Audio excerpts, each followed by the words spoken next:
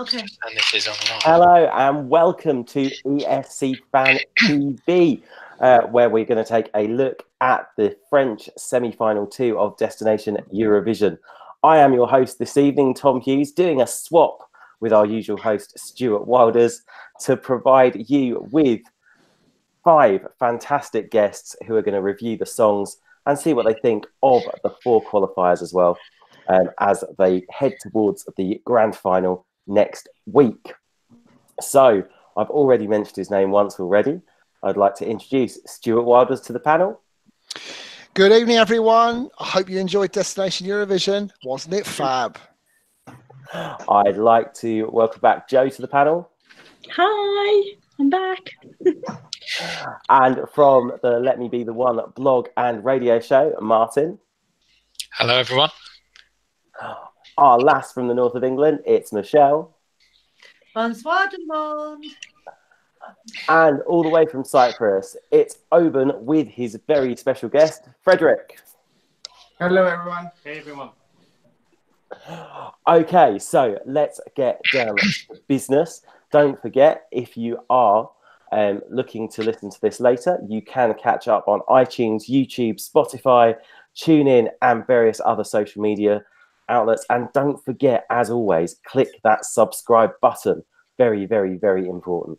So, Destination Eurovision, semi-final 2 this evening, and it kicked off with Gabriella, En chercher encore, never get enough, denouncing the bad aspects of society.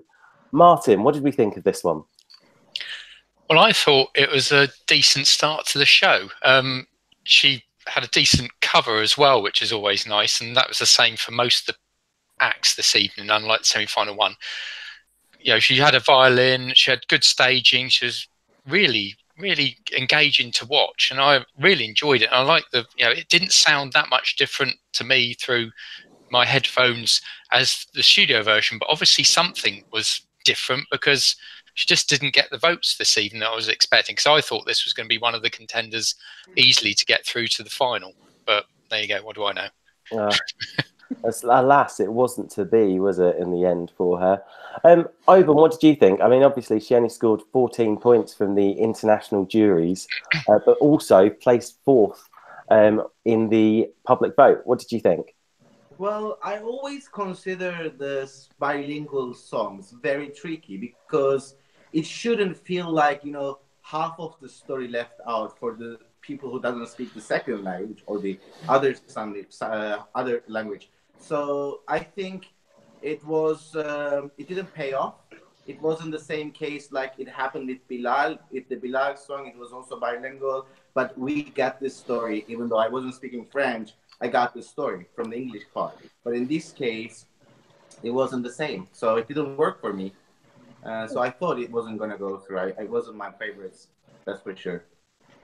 Yeah, it was. I mean, I think it was one of those ones that it was very bright, very colourful. I thought it was a very good opening song.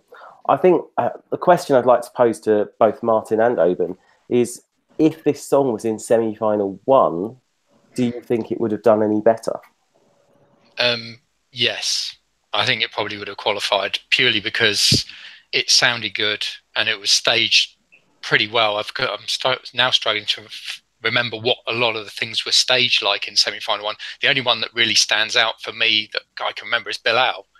I'm sure there are others that were reasonably staged, but I think this would have probably got through then. I think this was a semi-final 2 was definitely a tighter semi-final, all bar the winner that we saw at the end. So You remember Bilal because he was shining bright. yes, and had the blonde wig. Yeah. Well, in the semi-final 1, it was the whole result was shocking for me. I got 0 out of 4 in my guesses. So don't ask me my opinion in semi-final 1. I was out of touch totally. Oh, never mind. I hope you did better tonight, Oban. Did you get any of your predictions right this evening? You won't believe I got 3 out of 4 prize. Oh, brilliant. Fantastic. And Martin, how many did you get right? 2 in the end, although one of them was different to what I would have predicted before the show. One of the acts actually, thought, wow, this is amazing compared to what it was just listening to it. But you're going to come on to that in a bit more. Somebody else will talk about that one. So moving on, as we did, song number 2 was sung by the Divas. They sang Aretha Franklin's Respect as their cover song at the beginning, which is almost coincidental given the fact their song was called La Voix de Aretha, comprising Sophie, Sophia and Amala, who met on The Voice in France. The lyrics to this, I've looked up the English, give me a little respect, I hear the voice of Aretha. It was glitzy, they had the medleys there. Did you think this was a banger, Stuart? Now, this was a tune. Did anyone see this coming? I certainly didn't. When I listened to this, as Oban did, when I listened to this song, I didn't see this coming. I thought this was one of the ones that we'd listen to and think, yeah, this is okay, but isn't going to qualify. What a tune. Three Jessica Rabbits, all dressed in red PVC, as a red-blooded male, what's not to love? A female version of the Dutch Toppers is the best way to describe these three. Give a little respect. Give a little respect. Let's give the girls respect. 3 fantastic divas, straight out of Priscilla, Queen in the Desert. The only thing missing was the feathers coming out the back, but we can save that for the final in a week's time. Really enjoyed this, surprisingly. And when they sang finally a few songs later in the interval, I thought these 3 are going to qualify and are going to challenge Bilal and Seemone at the final. And I think they really will. They were one of only 2 songs to get points from every single international jury this evening, and also came 3rd in the public vote as well, which I think puts them in a really good position for next week's final. I mean, Michelle, what did you think of this? Did this have you up and dancing? It did. I loved it. But when I grow up, I want to be Shirley Bassey.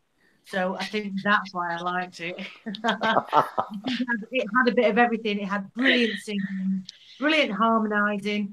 I love the dresses. I like the fact that they're not all a size 0 that are on there. I like their curves, and I am booking that ferry from Hull. Oh, that I have to say, they really did impress me. In actual fact, they put me in mind as well a little bit of, I don't know if anyone would have watched Glee when it was on years ago, but Amber Riley from Glee. Yeah, it did, yeah. Yeah, absolutely. Definitely that vibe going on. Yeah, it's something a bit different. Yeah, something a little bit different there. Yeah. So, moving on, song number 3 was sung by the lovely Ugo. Succumbi Bless. What hurts me is that to see you again, apparently, says the English translation. This is a guy who started out as a YouTube sensation and then got signed to Parlophone in 2017.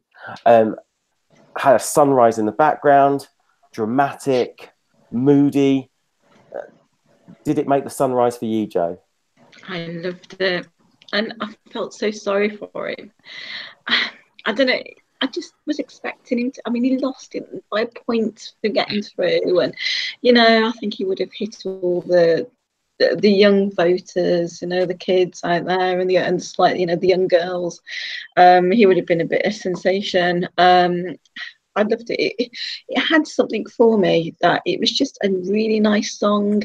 It wasn't sort of cheesy. He made it. He came across really well, and I had this down to qualify, unfortunately. So one of the ones that I thought might get through and didn't. Shame, really. This was sadly one of those songs that was knocked out by the public vote. The international jury had it placed 2nd this evening. Oban, what do we think? Was the placing well deserved, or was it just unlucky to miss out? This is the one that I put in my top 4, to be honest. This is the one that I missed out. I thought he created a very powerful moment. It's in the background is like very Lion King. It brought so many memories, and I think it was very dramatic. It was urban. I thought this is the one, and when I saw it, he got like 34 points if I'm right. It was a waste. They wasted a very good. The French public wasted a very good song and very big potential. Yeah. And I have to say, Oban, again, you're in line with my thoughts, because I was the one on the group chat who was like, it's Simba from The Lion King. Because that was exactly what sprung to my mind with him. I thought, and the sunrise came out, and that was it, you know. Exactly. It's one of those tragedies, I think, of the night. But sadly, only 4 songs can go through. Do you know what I thought it reminded me of, though, Tom? I thought it reminded me of Felix Sandberg from Sweden last year. Sandberg, of course. Felix Sandberg from Melodifestivalen final last year. Came second. Reminded me a lot of that, just not quite as good. Oh, Stuart. You're breaking Ego's heart here. You do realise this, don't you? Then again, speaking of broken hearts, Stuart, that does segue us very nicely onto Pour Acqui. This was song number 4, sung by Tracy De Sa. Whiskey Cocktails, Rum Rum Rum, and I do believe Stuart has a cocktail there. That is that the first or the second one this evening? I lost count, Tom, if I'm being totally honest. This is, for those who are interested, this is Sex with a Lad. I would highly recommend it. It's incredibly alcoholic. And how do you make it is the question. How do you you just chuck a load of alcohol into a cocktail shaker with a bit of orange juice and grenadine, and then you whisk it away, and it makes all the songs sound fantastic. Whiskey cocktails, rum, rum, rum. Superb. So I thought this one was quite bouncy, bright, and great fun. And I know it's obviously influenced your alcohol choices this evening. But what did you actually make of the song then, Stuart? So this is the one song I was really looking forward to. And I have this every year. There's a song in every national final where I think this is going to be the one that takes everything by storm, nails it, comes first, and we're going, what a banger. Sadly, it was dreadful. And it was poorly performed. She kind of did okay in terms of a stage performance, but just the song was difficult to sing live. She's a nice lady, you know. She's been interacting with the fans on Twitter, but it wasn't enough to see her through. She didn't really get enough points. She got more points than Naomi in the tally vote, but came last with the jury. I think she got 2 points of memory. And she was dressed in jeans with a Hawaiian shirt. I thought she brought the fire, but not enough. And unfortunately, the cocktails doused it out. Yeah, she, well, then again, at least she had fun, because she had whiskey, she had cocktails, she had rum, rum, rum. I mean, Martin, what are we thinking? Was Tracy unlucky or not? No, I think, well, in a way, she's unlucky in that she's in a competition with lots of other genres of music. If she was singing purely as a hip-hop artist with other hip-hop artists or in her own set, her voice and how she was singing wouldn't be picked up as much. But compared to the divas, compared to everybody else who nailed their vocals, her vocals sound totally off, which is probably unfair in that hip-hop is never going to be the best sung type of music ever. And I think that's where it all fell down. She was also getting fairly breathless at the end. She wasn't moving around as much as, say, Asanda was for the national final in the UK last year, and it all went up to pot. But towards the end, she was getting breathless. And also, when they did her recap, there was a couple of bits that were off key as well, and that's never a good thing. When people are trying to remember what you're singing and all they remember is, oh, that sounded a bit off, you're going to not get any votes. So it sounds brilliant in the studio, but it totally didn't work tonight, unfortunately. Is this certainly a song that you would call suffered from Asanda syndrome this evening? Yes. Well, yes. I mean, that's how I described it when we were chatting as we were going along this evening. So it's a shame, because it sounds really good for the studio version. It's something I'm looking to probably play on my radio show this week. But it just didn't work live. So that was this week's Florina, unfortunately.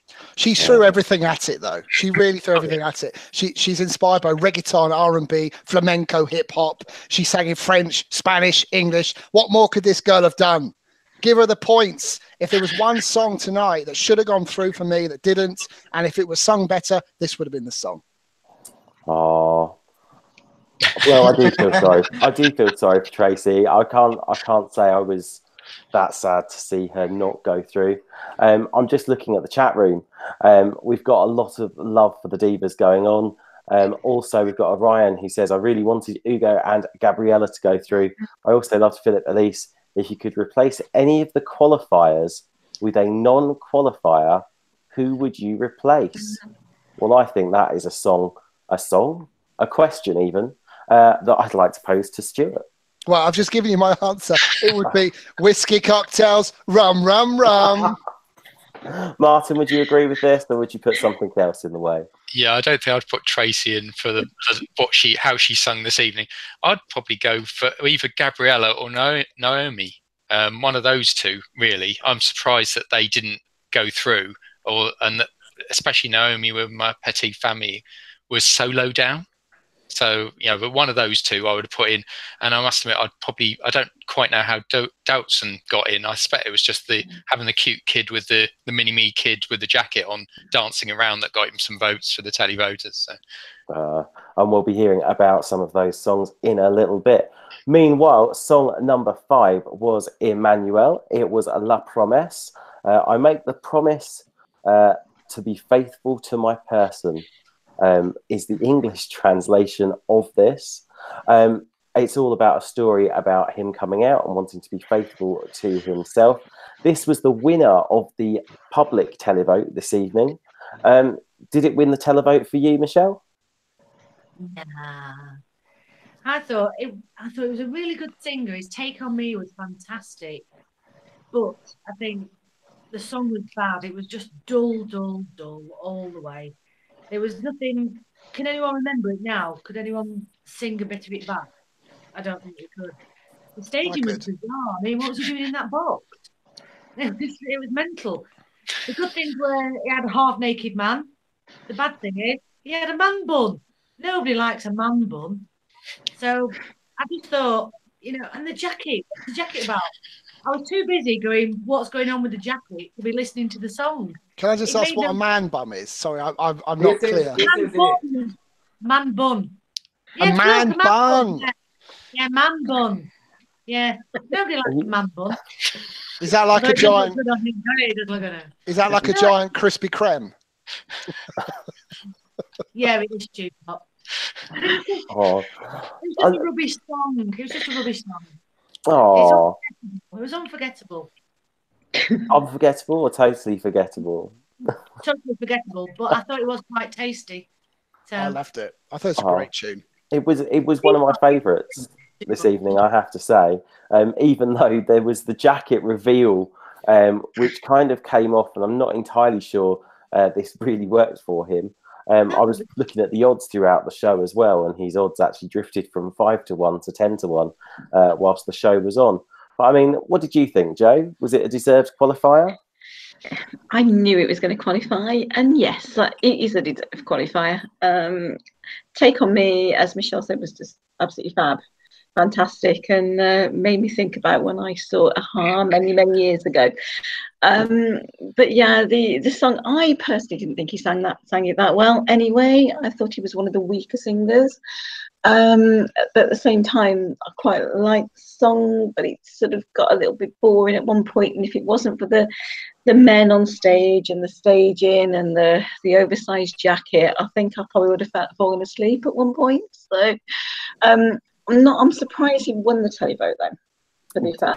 I thought that he would have just scraped in rather than actually winning the televote. I was going to say, do you think the choice of performance or fellow performers played a part in that televote victory? I do. I think the staging and the performers got him through totally, 100%. Maybe even a little bit of his take on me. I don't know, to be honest, but I think if he'd have had a different staging, he wouldn't have got the win on the televote. Definitely. I think you are probably right. I'll be honest with that. There was I did find there were some interesting things to look at whilst that performance was going on. I did zone out of the song a little bit. However, from Emmanuel's La Promesse, we move to song number 6, and this was my favourite. Poor Naomi. Ma Petite Famille. Oh, this was the song that I described earlier as, you know, you could sit there with a cocktail on the beach. It had a fantastic beat to it. But sadly, for her tonight, it just wasn't to be. Oban, what did you think of Ma Petite Famille? So look, I really don't get it. It's just like, I also want to ask this Frenchman next to me. It's like, this, my little Nicolas, the first semi-final, my little family in this final, right? What is this thing with the French people and these cartoonish songs and these funny comedy songs? Like, what do you guys find in this kind of music? Well, I think French people into music are into very quirky styles, and I think we're gonna get to Philippe Elise later on the show. But Le Petit Nicolas for us worked very well in semi-final one because the lyrics are quirky and the staging were quirky. With Naomi, I got nothing of it. I thought that was the weakest performance of the night. She was quite stiff and quite submerged by the whole staging behind her. And also the quality of the lyrics in French were really poor. Going after Emmanuel, who's such a beloved figure on the public French stage, and who has a much stronger lyric content, she had no chance for me to qualify whatsoever, and that's a pity. And that was, the proof was in the pudding, wasn't it? 14 points overall, and she was 9th, stone last. I mean, Stuart, would you have put her in last place? Yes, no doubt. She the song started off well. Actually, it kind of, as it started, you're thinking, "Oh, this is going somewhere," but after about 30 seconds, it went nowhere. It dropped, and it became quite flat. And I didn't think she had much stage presence. I agree with Frederick. I thought she lacked confidence in her performance, and it was no surprise to me that both the jury and the televote had her down the bottom. And you know, as good a song as it may be on the radio or wherever you choose to listen to it, I think that's probably where it stays. I have to say, I would agree with that. The backgrounds I just didn't get, along with the tartan dress. Although it's still going to find its way on my Spotify playlist. I will very much admit that one. Next up is the runaway winner with the jury, collecting all the 12 points this evening. It was Seemone with tous les deux, which simply means both in English. This is the odds-on favourite to walk away with the entire thing next Saturday. A very almost poignant performance, I would say. Lots of lights, spotlights on Seemone, delivering a ballad. She burst into tears at the end. Did it move you, Joanne? Oh, it did. I loved it. My absolute favourite, my favourite to win. I think she can put Bilal into touch next week. Yeah, when she burst into tears, it was like it was sheer relief. And I don't, I mean, it means so much to her. And I think, to me, that just says it all. The fact that she put everything into that performance. It's obviously about her and her dad. Or she's got something to it. And the words were fantastic about, just one more dance with your dad and with her dad. And personally, there's a little tear in my eye at the same time as that was going through, because it means a lot to me as well. And I heard that when you guys said on the chat it was a backstory, I did a quick read and I found out about her voice and the fact that she had an operation, which is why she has that sort of Adele sounding voice in a way. And I just love her, and I think she's going to win next week, and I think France are going to send a ballad. There's no doubt about it. They'll send a ballad next week either way, with whoever wins. Okay. I mean, Martin, what do you think of this? I mean, one, do you think she's going to make it across to Tel Aviv? But also, two, do you think that Eurovision viewers might look at it and think, hang on, this is a bit like Salvador, who won for Portugal a couple of years ago? Well, I think it's got a really good chance of being in Tel Aviv for France, purely because it is different. It will be a battle of whether you want a very basic staging with somebody who's just out there powering out a really emotional song to them. And, you know, it was obvious where she was singing that even during the performance, she was on the border of cracking up a bit. And, it, you know, it was a beautiful performance. And I can see why all the 12 points for the juries went to her. And it will stand out. It will be an interesting contest between her and Bilal. I mean, Emmanuel could be there or thereabouts, but I think it will be a battle between the two of them. I don't think people, you know, we think, oh, it sounds a bit, it's going to be a bit like Salvador 2 years ago.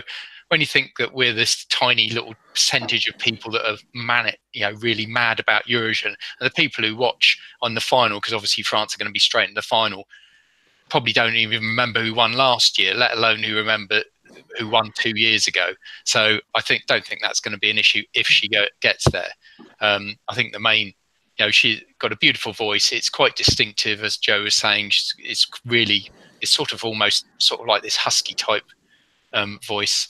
So I think it will be a deserved winner, and it's probably more stereotypical of what France over the years have sent. So in a way, probably people will be watching and go, oh, this is France. You know, I recognise this as a French type song sort of thing.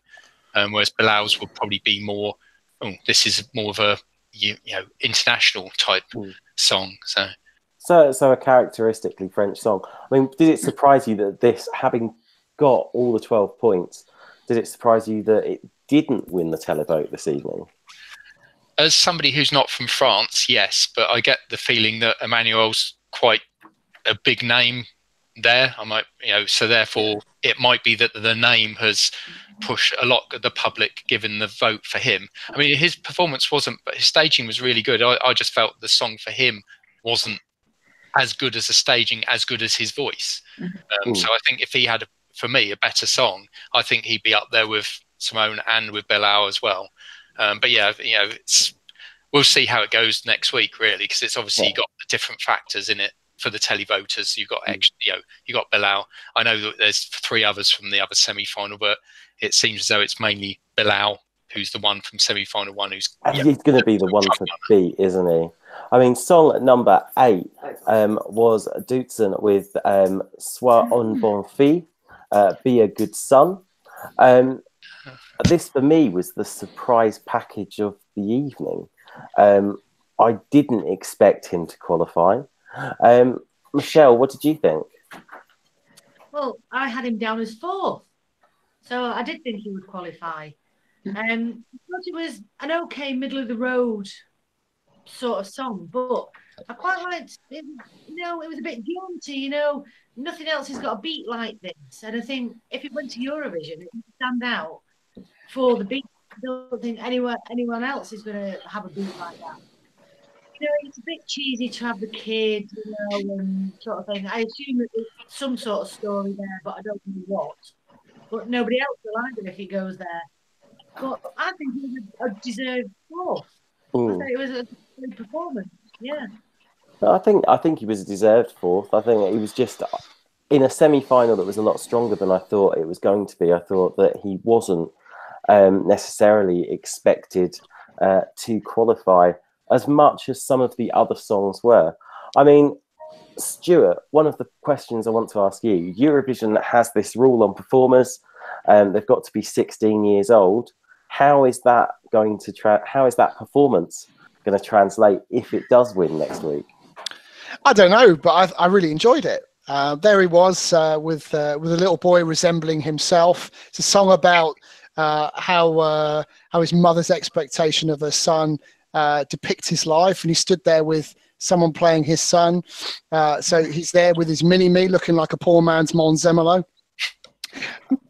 Rap, R&B, tropical music, tropical influence music. I thought it was good. I thought it was okay. Quite honestly, after about a minute, I got bored, and those who I was chatting to at the time will know I was starting to pick up little things, little details from France that I noticed. Like the logo. If you looked at the logo very carefully, you'd see the letter N under Destination, slightly lower than the other letters. That's where my head was at that moment in time. So did I think it would qualify? No. Am I bothered? Not really. Or since you put it like that, I think it's fair to say that it was the surprise qualifier. Only 15 points on the televote. Only got marks from 4 out of the 5 juries, and in actual fact, when it came to that, only one jury, and that was the Czech Republic jury. Mikolas Joseph gave him 10 points. I think he could be one of the people that end up being a little bit left behind tomorrow night. Moving on then to the final song, Madame La Paix by Philippe Elise. This is an artist that's been involved in music and studying classical music since the age of 6. The track is described as a story of rupture, a very French song. What did we think, Michelle? Oh God, it was awful. I've got it.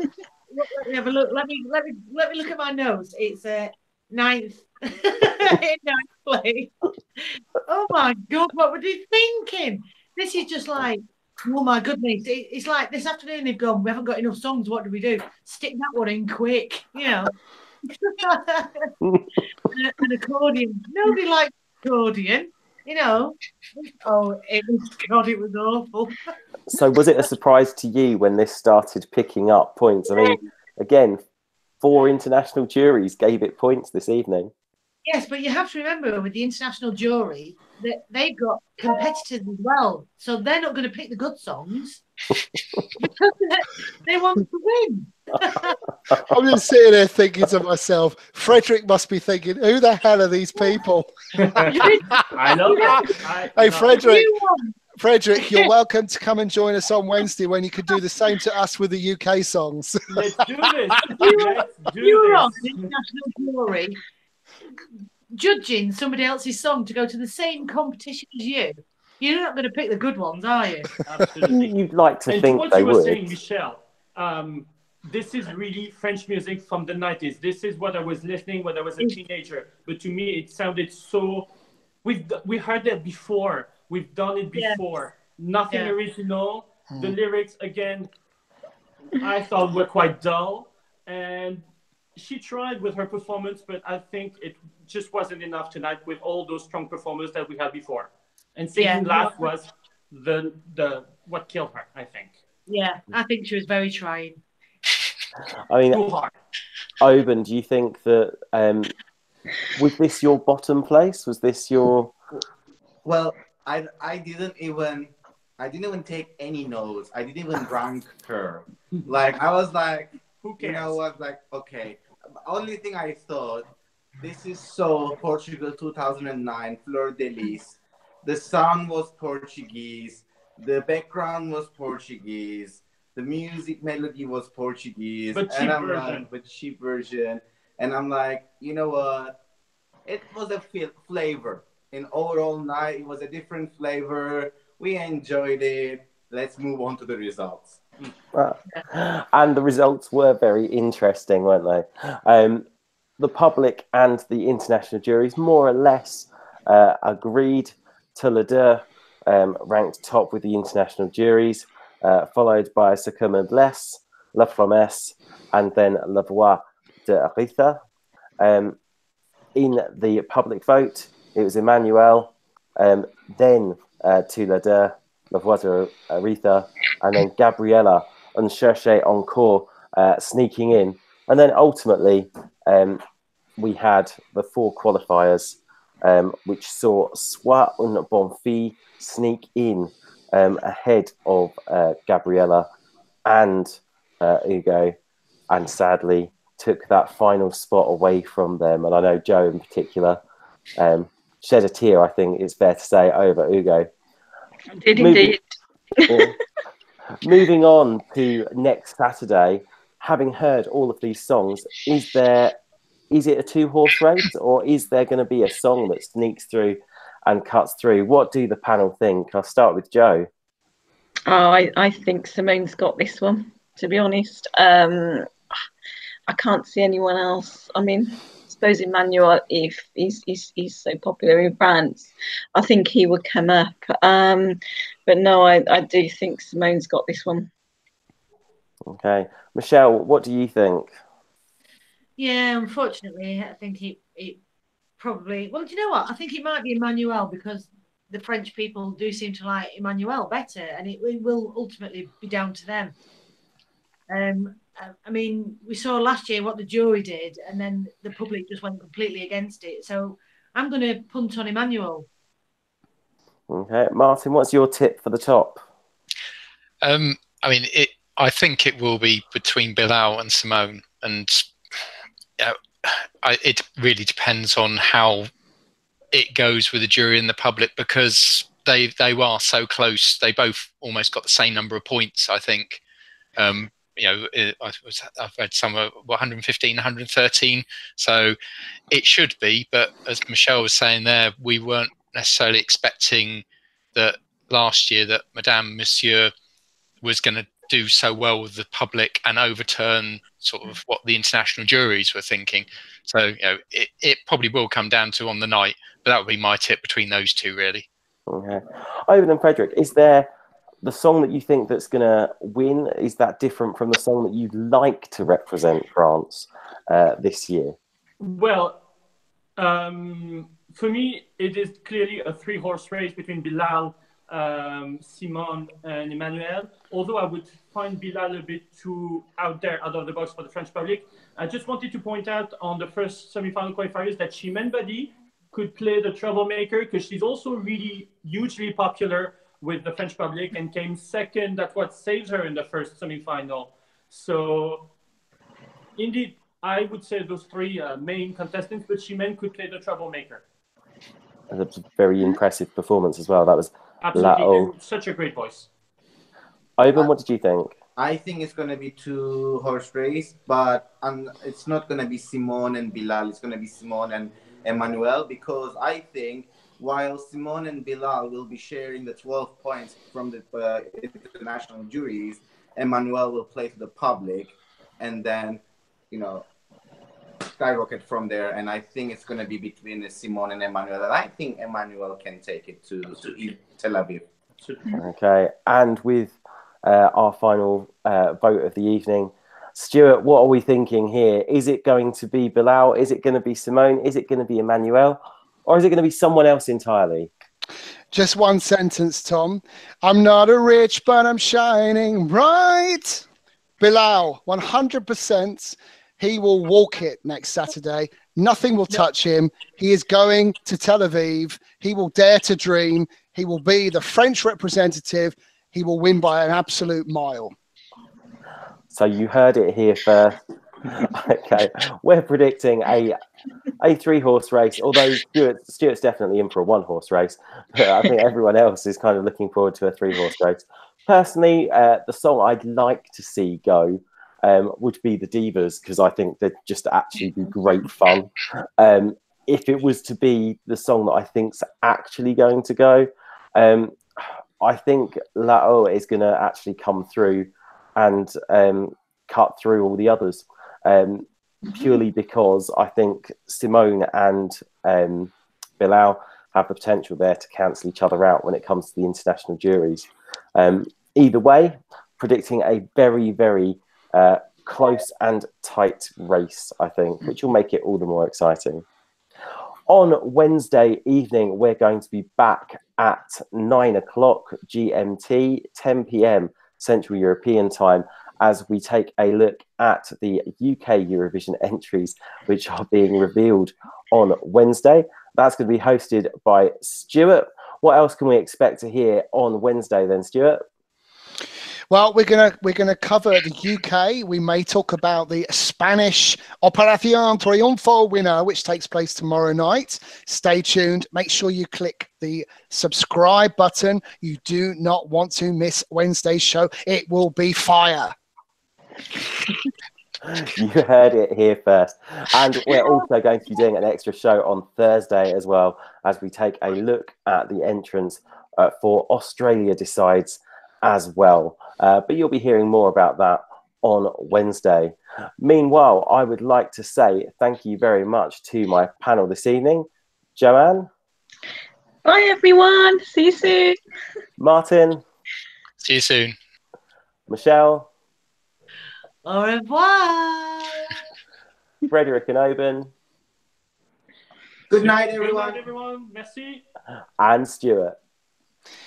Bye, everyone. See you Wednesday, Thursday, and Saturday. Big week coming up for ESC Fan TV.